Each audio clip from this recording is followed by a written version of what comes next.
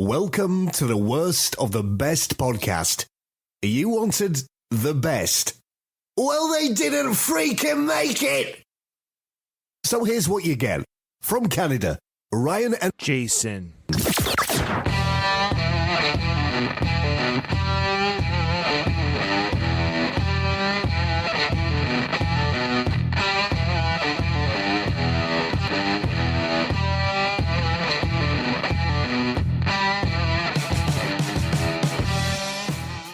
Good day and welcome to another episode of the Worst of the Best podcast. I'm your host, Ryan, and with me again, of course, well, not of course, I should say again, Jason, my brother, co-host extraordinaire. How are you doing today? Doing good, brother. Good to see you. Good to talk with you this week.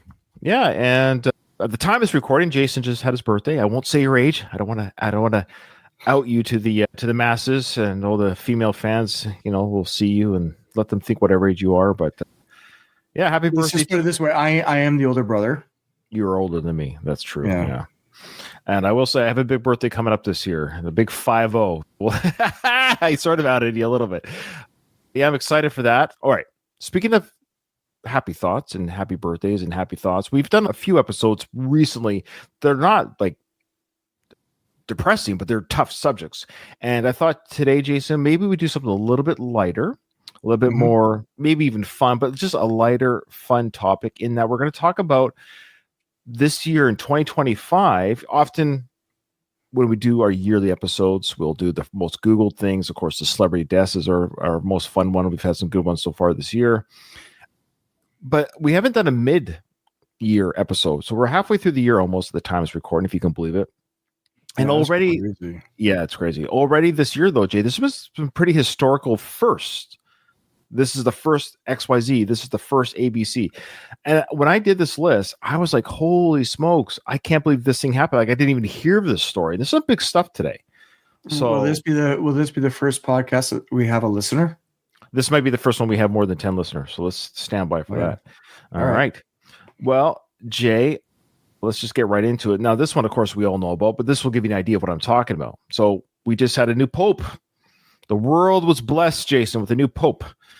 Without looking, do you remember his name? Alexander? I don't know. Good. See, Jason and I are Catholic, so we don't really care. But there's a large Catholic population in the world, and of course, the smoke came out of the chimney or whatever, and they picked their pope. Well, it changed color, right? I think different colors are different things, right? Is like is black undecided while they're waiting? Isn't it like brown? Flush it down. Yellow, let it mellow. Oh wait, I just think it's black for a little bit until they decide, and then it changes to a different color when they've made a decision.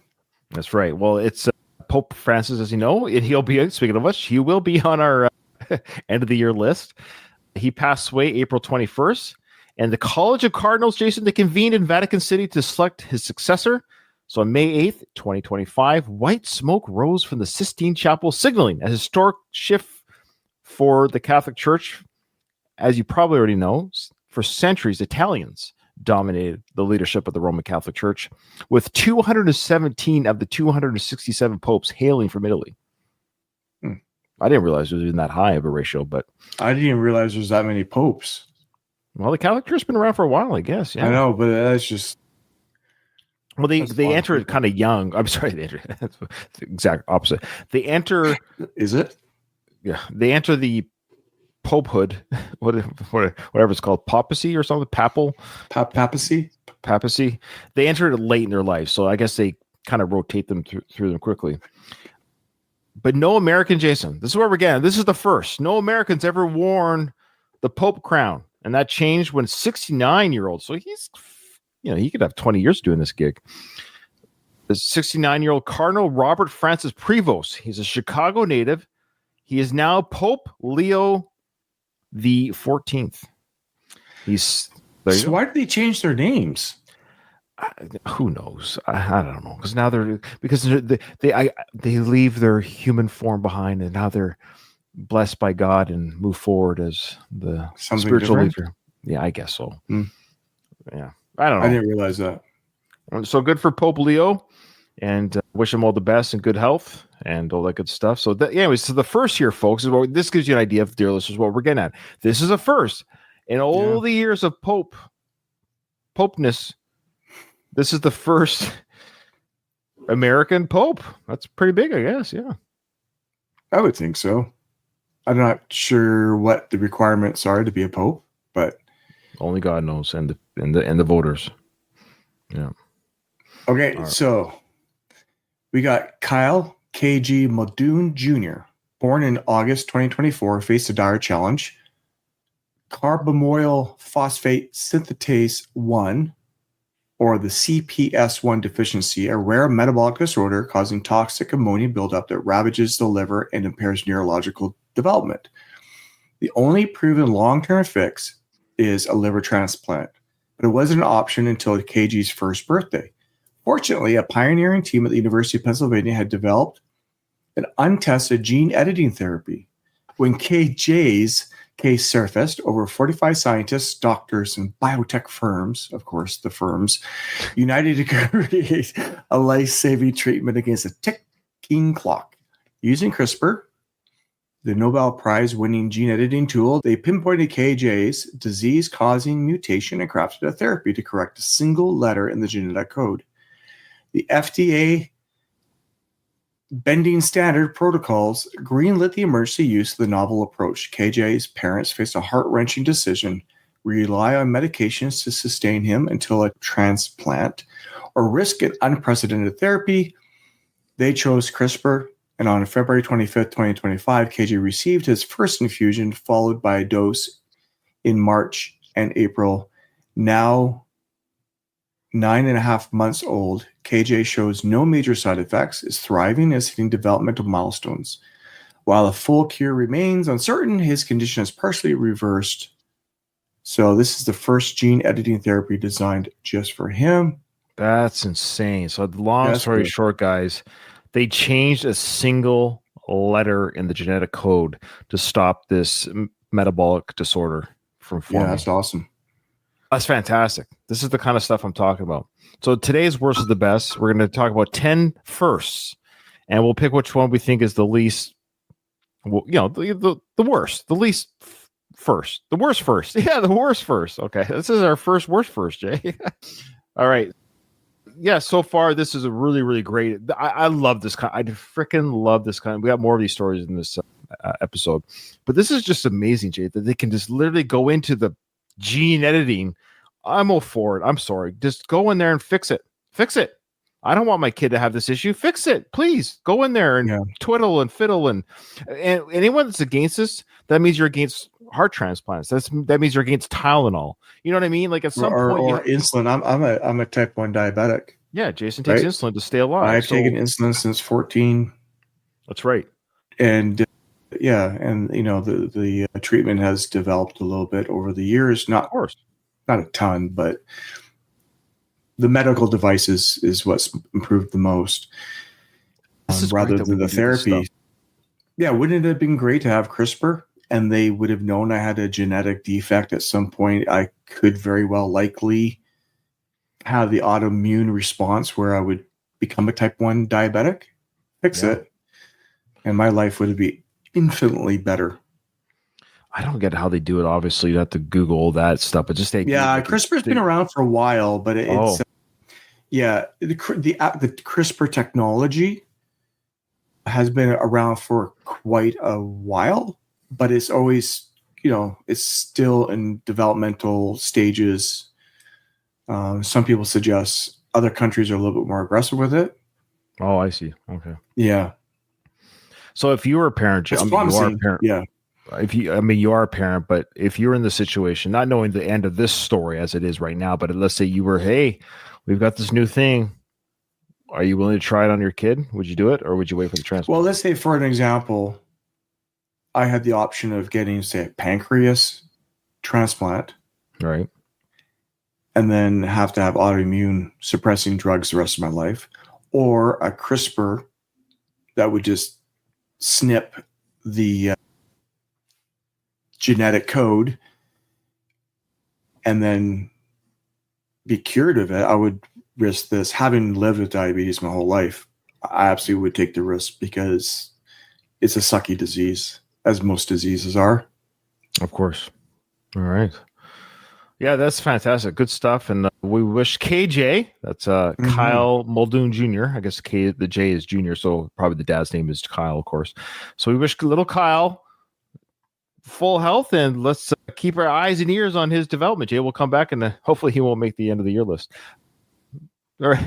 Sorry, bad joke. All right. I got the next one. What if the answer to the worsening climate crisis, have you heard of this one, Jay, wasn't buried underneath my whole life? No, but yeah, I'm not talking about the worsening climate crisis itself, but what if it wasn't buried underground but floating in the air around us? Sounds too easy, doesn't it? Perhaps not. Now, this one's really cool. Drawing inspiration from photosynthesis, Cambridge University researchers unveiled a solar-powered direct air capture called the DAC reactor in February of 2025. This device acts like a high-tech sponge, absorbing carbon dioxide at night through advanced filters and using sunlight by day to trigger a chemical reaction that transforms it into signas, which are a vital component for fuels, chemicals, and pharmaceuticals. Now, this gets even better. While carbon capture and storage is a known climate solution, what sets this reactor apart? Now, most CCS systems burn fossil fuels to drive the capture process, undermining the process or the purpose. The Cambridge reactor, however, operates solely on sunlight, needing no cables, batteries, or fossil fuels. So unlike traditional CCS, which captures CO2 underground with potential safety risks, this DAC reactor eliminates transportation and storage concerns. It delivers a groundbreaking dual benefit, capturing harmful CO2 while producing clean energy in a single innovative process. Wow. This is the kind of stuff, like, I don't know if whoever's listening to this, this is what I'm talking about. And I know people are much smarter than I could ever be. And I really have my faith. I don't have my faith in a lot of things in this world, but I have my faith in people who know what the frick they're doing.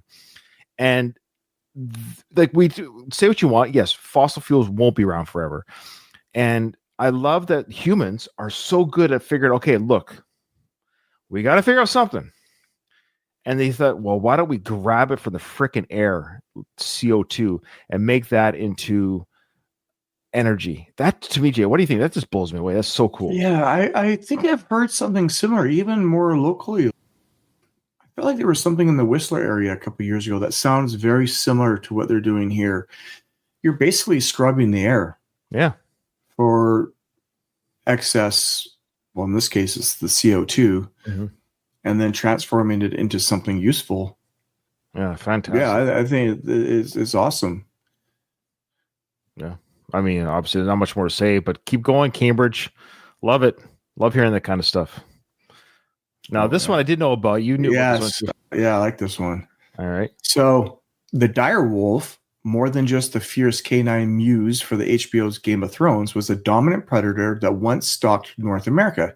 Extinct for 10,000 to 13,000 years, this hypercarnivore vanished until April 7th, 2025, when Colossal Biosciences, a Dallas-based biotech firm, stunned the world with the dire wolf. And the dire wolf had been resurrected. But how? By extracting ancient DNA from a 13,000-year-old tooth and a 72,000-year-old skull.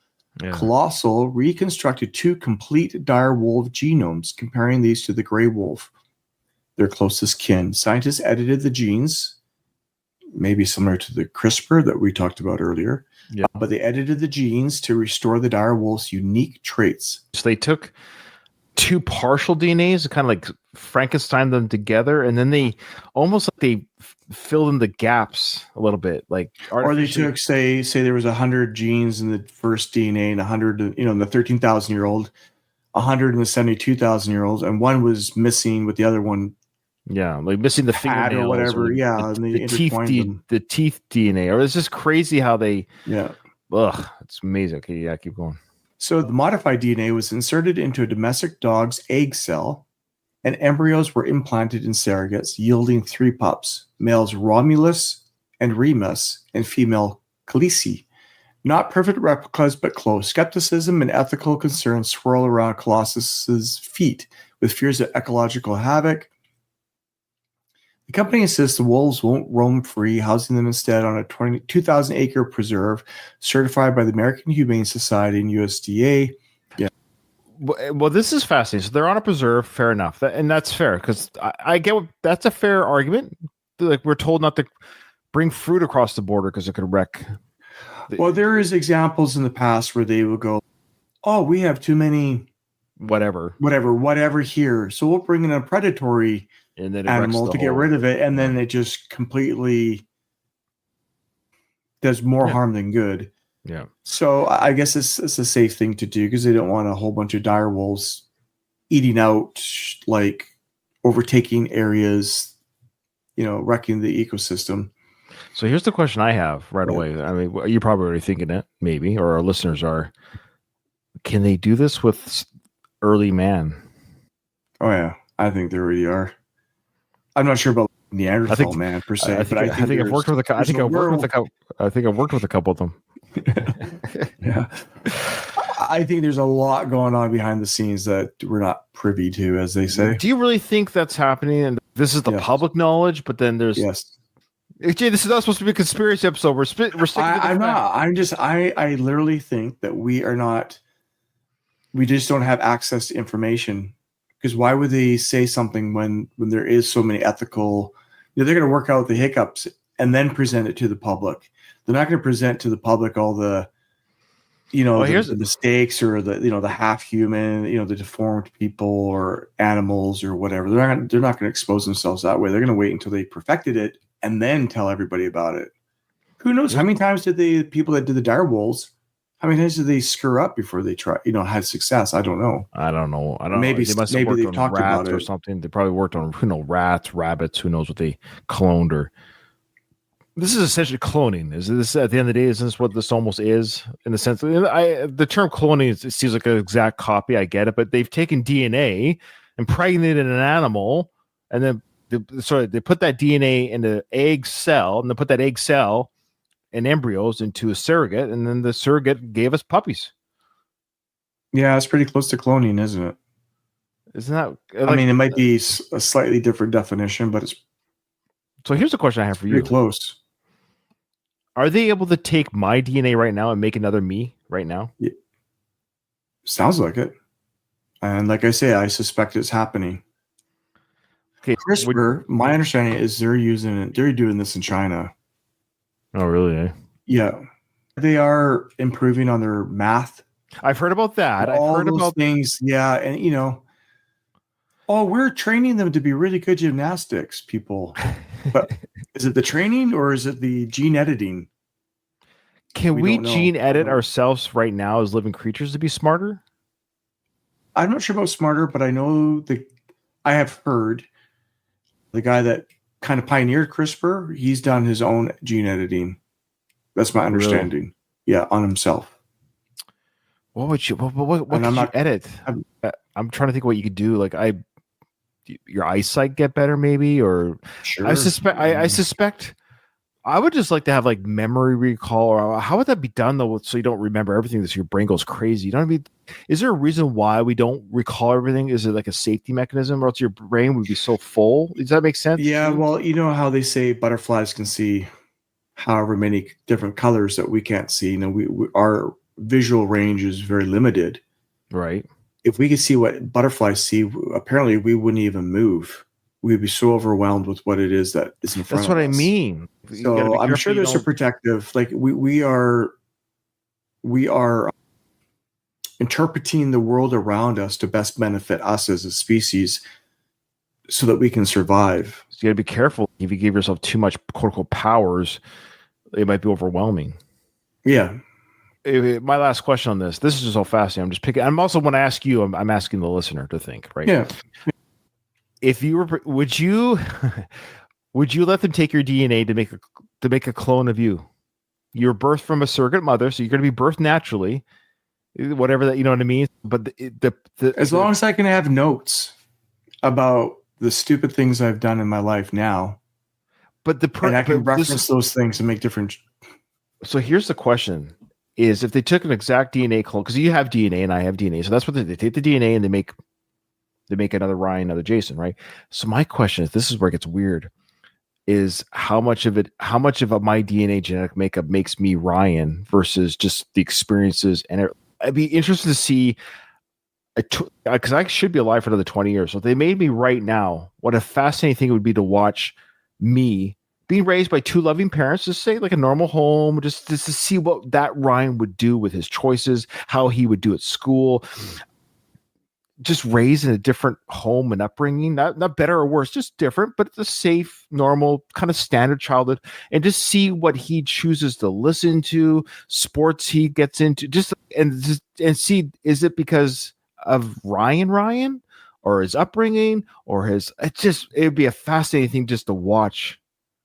I mean, they do kind of do studies like that with, you got identical twins. I know, separated at birth, and how similar and or different they can be, but they're obviously not in the exact same environment. And even when twins are in basically the same environment, they can be drastically different. People be in the same home, have the same food basically, and exposure to experience. Yeah. But they could be very different people. Yeah, well, yeah, and I grant that. Of course, if I guess what I'm trying to say, here's the thing that I think isn't nurture. Yeah, is a person's temperament. And what I mean by that is, I suspect if you took a DNA for DNA me and put me in a home that was agnostic or atheist, I would have different experiences, of course, because I wasn't raised that way. So I'd have different choices in life. I'd go to maybe different parties or have different friends or different life experiences, which is fine.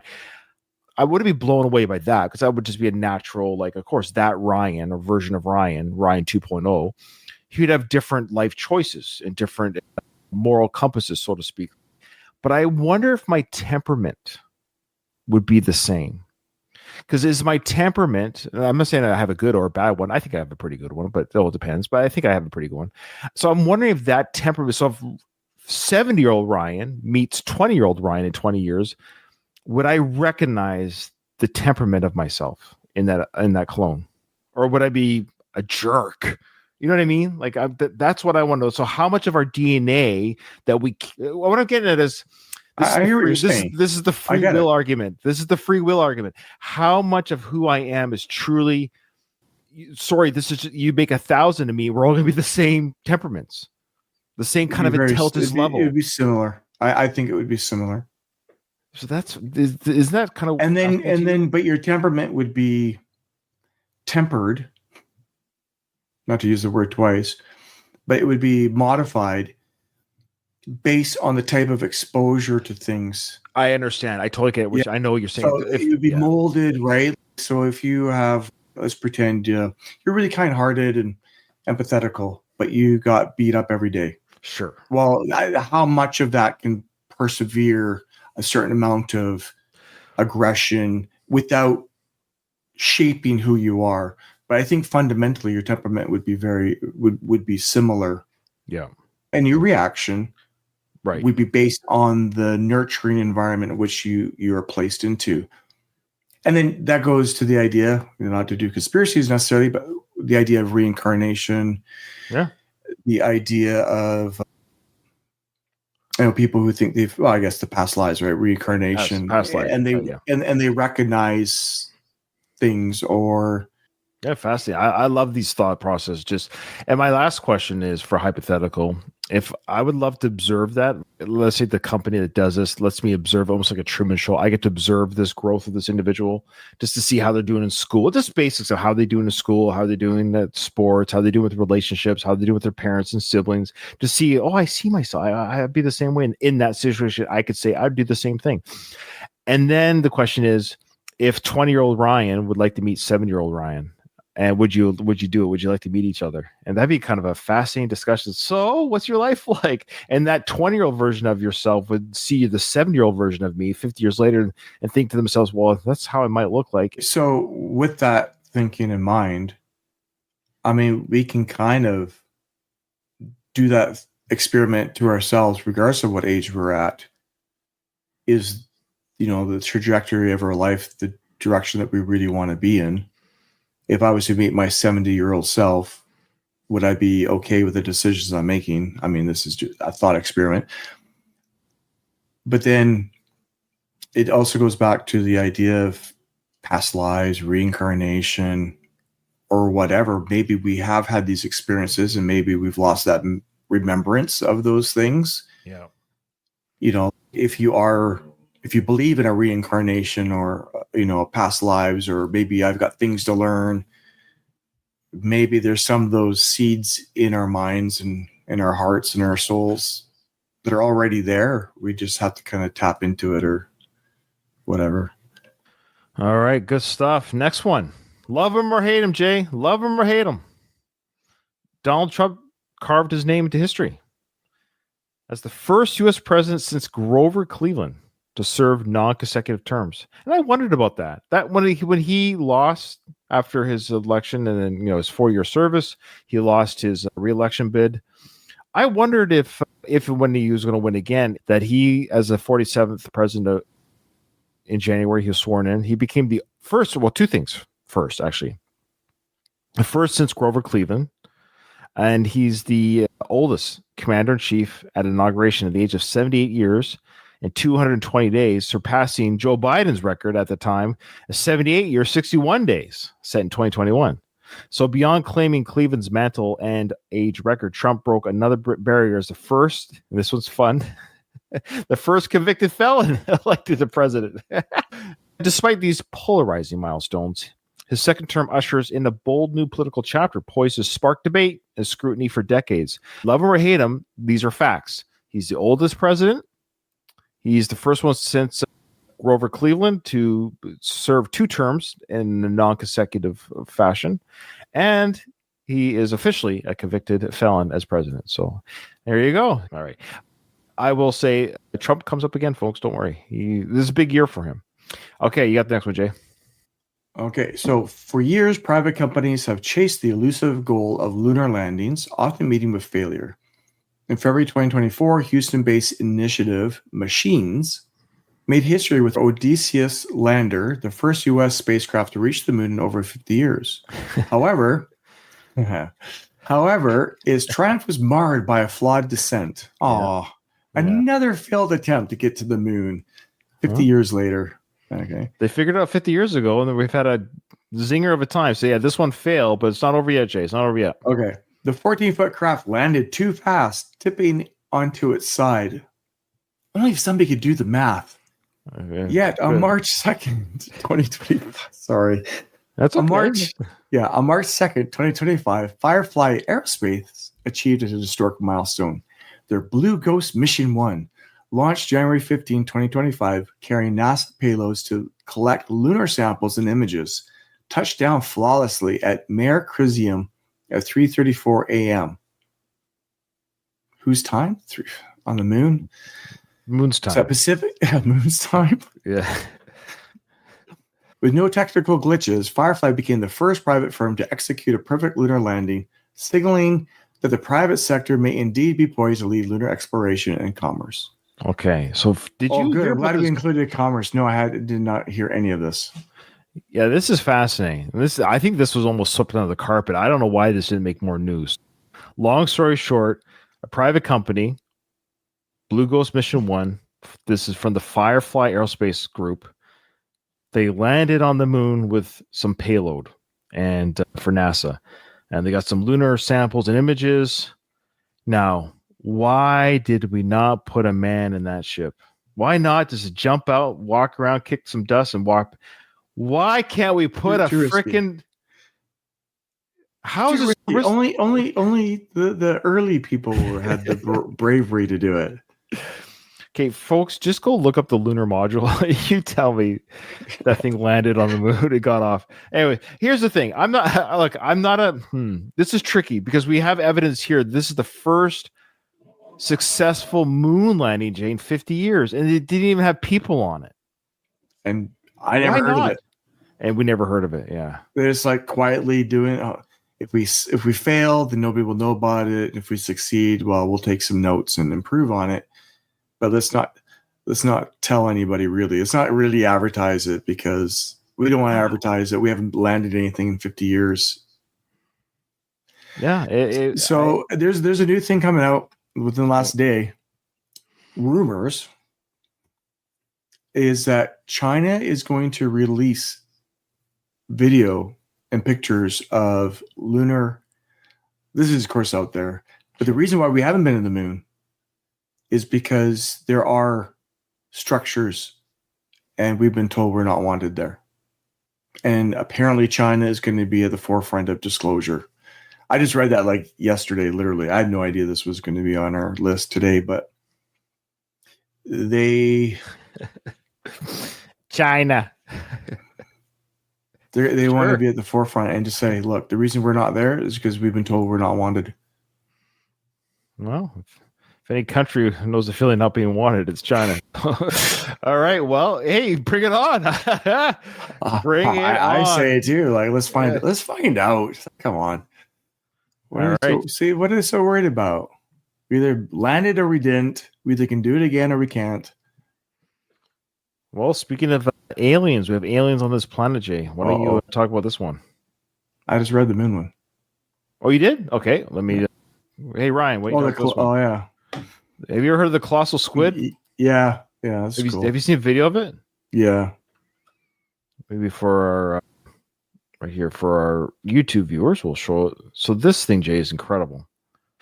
So, Jay, the colossal squid is 7 meters long and it weighs 1,100 pounds, and it's the planet's heaviest invertebrate. It was discovered in 1925, but little since then has been known beyond remains found in predator stomachs. So why is this thing so hard to see, Jay? Well, it's because they live 500 to 2,000 meters below the ocean surface.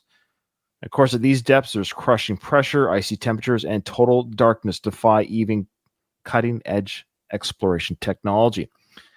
Now, this is their description. They have soccer ball-sized eyes, hypersensitive to light.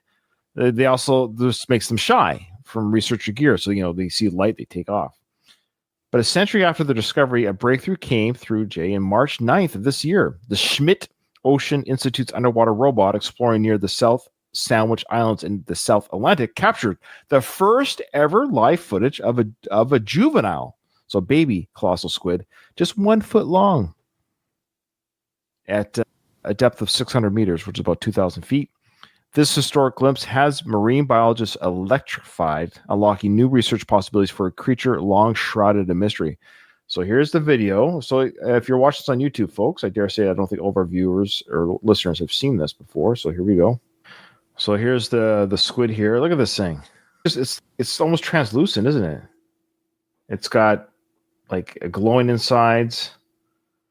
They grow up to 23 feet long. They can weigh half a ton. This is a smaller version of this thing. Does it look like alien to you? Almost alien? Alien is the word that comes to my mind. It does look very alien. Wow.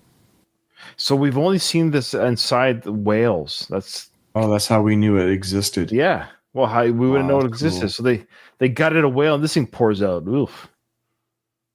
Wow. That's it. Yeah. There's the colossal squid. Pretty cool. That was a baby one. But again, for our audio listeners, just like it has like a glowing insides. It's almost transparent. It's weird. Yeah. Weird tentacles in the front and these little weird things in the front. And the tentacles in the back, but also these weird things in the front. Wild. Yeah, the underwater our underwater exploration is there's still stuff we don't know about, man. There's stuff under there. Oh yeah. And I was kind of tongue in cheek earlier, but it is almost as difficult as trying to get outer space to go to those depths. It is very tricky. Yeah. All right, Jay, got the next one. Parkinson's disease, the world's fastest growing neurodegenerative disorder, affects over 10 million people with no cure in sight, but a groundbreaking discovery may shift that reality. April 13, 2025, a science study detailed how scientists at Australia's Walter and Eliza Hall Institute of Medical Research use cryo-electron microscopy and mass spectrometry to observe PINK1, a protein linked to early onset Parkinson's binding to mitochondria. Though experts have long known PINK1 mutations drive the disease, its interaction with damaged mitochondria remained unseen until now. This breakthrough revealed the 4-step process of Pink's engagement with faulty mitochondria, offering critical insights into its activation. By decoding this mechanism, researchers can now explore ways to deactivate it, potentially slowing Parkinson's progression and opening doors to treatments that could halt the disease entirely. That'd be amazing. That's crazy. This like micro, like it's not surgery, but the way we're able to get to this micro level of poking and prodding. Yeah, to be able to do these observations. And they're like, so basically, no, hey, you pink thing, stop bugging that mitochondria, stop binding yourself to that. So they're figuring out ways to stop that from binding. Get away. And maybe even further in the future, using CRISPR to make it so stop that. So whatever. Stop pink altogether, pink one altogether. Yeah. Or make the mitochondria susceptible to the pink one. Yeah. Have some sort of barrier or some sort of wall up on it. But that's, boy, can you imagine just Parkinson's? I believe that is what, of course, Michael J. Fox has, right? Well, hopefully they figure this out. Maybe, can you imagine can they reverse this condition? Did the article say there was a reversal? Well, if they can find a way to disrupt the pink at least one, the progress, engaging with the mitochondria. Yeah. I'm not sure how you could reverse that. Yeah. All right. You got my last one. Yeah. This one's fascinating. So I'm going to read it, then I'll give you the layman term after what this means. It's a little bit difficult to understand at first, I admit. The James Webb Telescope, we all know that, stunned astronomers in January when it spotted the JADIS GS Z14-0, a luminous galaxy only 13.5 billion light years away, the farthest ever observed. Seen as it was when the universe was just 300 million years old, barely 2% of its current age. Try to wrap your head around that, okay? So they're observing, I don't get this stuff. It's weird, space and time. So they're observing the universe when it was 2% of its current age. This find upended galactic evolutionary theories. I'll tell you how in a second here. So there was a follow-up study that was published this year in astronomy and astrophysics, which deepened the mystery. Using Chile's Atacama Large Millimeter/Submillimeter Array, which is ALMA, researchers detected oxygen and heavy metals in that galaxy.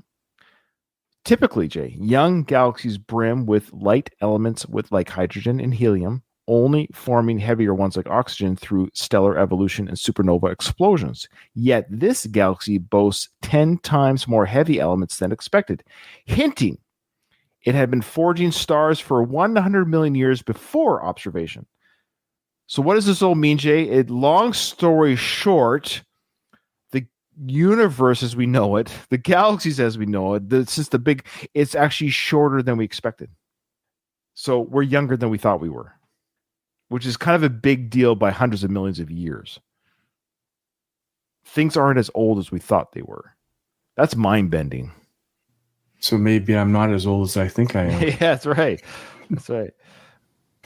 Well, hey, JADIS GS Z14-0. You look 100 million years younger than you. So yeah. So this study suggests, Jason, the galaxies matured far faster than previously believed, rewriting overall our cosmic history.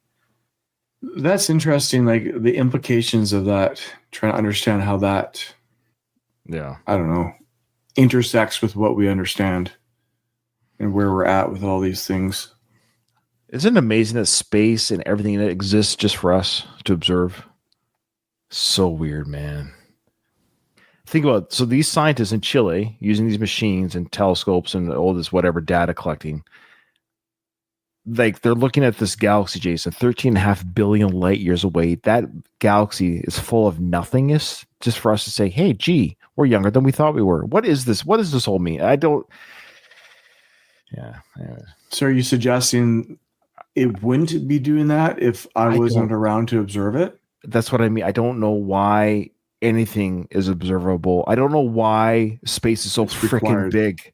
Well, yeah, why is it required to be so freaking big? It would make more sense for us to be a planet like Truman Show, meaning Truman just thought he could never leave his city, right? Like it would make more sense that we existed in a planet with literally the observable universe was just literally the dome. And we're like, oh, we don't know why we're here, but we're here. And we got to figure life out. But the idea that we can look beyond the dome, so to speak, just to see nothing of everything. Or maybe the outskirts of the galaxy is still part of the dome that we're under. Well, I know. Are we looking at a massive dome? They get a sphere, the Las Vegas sphere. Well, yeah. It's just the dome is just much bigger than we thought. It's much bigger than the Truman Show dome. This dome is 100 billion years or whatever that number was. Every time we get down these fun rabbit holes, I always say it's weird that we shouldn't exist. Existence shouldn't exist. It doesn't. Why does existence exist? Why? It makes more sense that nothing should be like nothing should exist. Why does anything? Why is there existence? Why? It doesn't make sense that we exist. Why is that happening? What would be the purpose of that? Why? My brain's about to explode. You get what I'm asking? Like it doesn't. Yeah. To observe. But who? But who? So are we being observed? Are we being observed? The same way we observe butterflies, birds on a tree. There's bird watchers, right? I think it's all interconnected. So there's like this main source of whatever intelligence, let's say. And that intelligence continues to become more intelligent as things observe other things and learn. So our interactions build think of like the internet, right? There's all these connections. So butterflies are observing and they're downloading that information and those observations. And the single source of intelligence and creation is continuing to grow and develop based on that butterfly's observations in its life and the tiger's life and our life. And so all of these things that we're experiencing is data collection for the single source, whatever that might be, of intelligence. So it continues to become more intelligent as things around us continue to collect data and experiences. So as we observe the whatever, however many billions of years ago, as we observe that and gain information about that, the single source creator or whatever that might be is now gaining even more information and understanding. Does that make any sense? I don't know if anything makes sense. I have a theory in my mind, and I can never properly. No, it is. I do have a theory. I can never properly vocalize it. As soon as I start doing it, I can intuitively hear it in my mind, and it makes sense intuitively. But as soon as I start sharing, it gets lost in translation because the language is a barrier, apparently, to be able to vocalize it. No, you did fine. You did good. You did good. I just don't know how to flush that out a little bit better. Well, Jay, you got the last one. This is more grounded. We're getting a little bit more back to Trump again. He did a big thing here again. This was a little bit more grounded. Back to earth. Here we go. Okay, here we go. Presidential pardons have historically freed mob bosses, whistleblowers, political allies, but in 2025 marked a bold new precedent. A pardon for a corporation. On March 28, 2025, President Trump granted full and unconditional clemency to HDR Global Trading, the operator of cryptocurrency exchanges BitMEX, alongside its 3 co-founders and 1 employee. On January 15, 2025, BitMEX faced a $100 million criminal fine plus $130 million in civil penalties for violating the Bank Secrecy Act by operating without a proper anti-money laundering program. This unprecedented corporate pardon ignited fierce political debate, raising profound ethical and legal questions about extending clemency to a profit-driven entity. I never heard of this. This is new for me too. So when was that? March 28th, Trump Oh, wow. So the first here, folks, I never heard of it. Is that he granted a pardon to a corporation. So Trump, another first for him. You know the reason why we probably didn't hear anything of it? It's because people on both sides benefited from that clemency. Yeah, I bet you. Cue Trump because, me even though I hate you, hate. Yeah, sure. I'm grateful for this clemency, and I never heard of it. I suspect some Democrats are cryptocurrency benefiting. I can't imagine cryptocurrency is only a Republican coin or currency. I'm sure both sides of the political party, there's people involved. Yeah, operating without a proper anti-money laundering program. All right. So, I mean, that's setting a precedent. So now we can maybe the idea here, of course, is whether you like it or not, whether you like him or not. Again, Trump is setting unprecedented protocols here by saying, hey, not only can people be pardoned, corporations, like you could pardon McDonald's, you could pardon IBM or Apple, could be pardoned by a president. That's crazy. Okay. So here is the list, and we're going to pick what we think is the worst. We've got the first American Pope. We've got the little child who got the liver fix from CRISPR. We have Cambridge University figuring out carbon dioxide fueling, help with our fuels, which is great.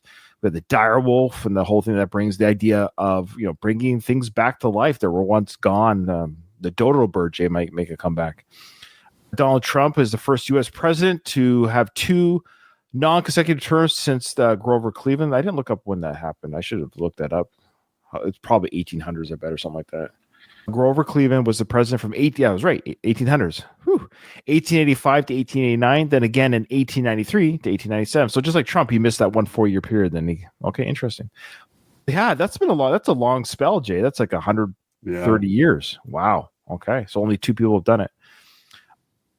And then he's the first convicted felon as a president, which is unfortunate because no other president has ever committed a crime. He's the first one to ever commit a crime. Every other president has done everything completely by the book, of course. And what was the other thing he did in this one as well? Oh, yeah, oldest. He's the oldest president. Okay, now I got a feeling that oldest president thing is going to be a while before that's broken. I got a feeling the next string of presidents coming through are going to be younger, back to the JFK type days. You know what I mean? 40, 50-year-olds are going to be, yeah. All right. Then after that, we have the first unmanned craft in 50 years to the moon. That's fantastic. That we know of. This is fun. The colossal squid, that's a great one. Parkinson's disease, that's also very cool. The age of the galaxy discovery, very interesting, of our universe. And lastly, again, President Trump with the pardoning of a corporation's. Yes, I know. I'm sure 99% of our listeners are going to say, well, Ryan, you got to pick one of the Trump ones. And I am. Not because it's Trump. Whether it was President Schnog, it doesn't matter. What I mean by this is these are first, and certainly to this year.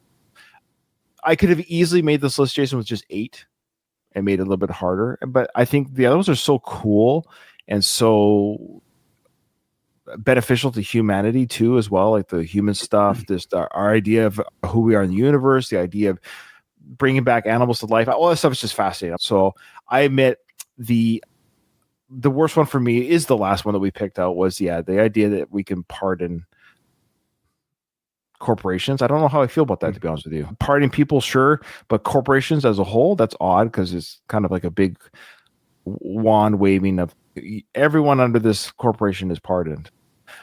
So that's, to me, is the worst one. Doesn't mean I hate the idea, but out of these 10, that's the one I feel the least yay about. I'm picking a Trump one as well, but a different one. Oh, which one's that? The other one. Of the 2, it's going to be the other one. The oldest? So what? Yeah, I know. That's an easy one. I figured one of us would pick of, yeah. It's okay, that happens to be your age. Yeah.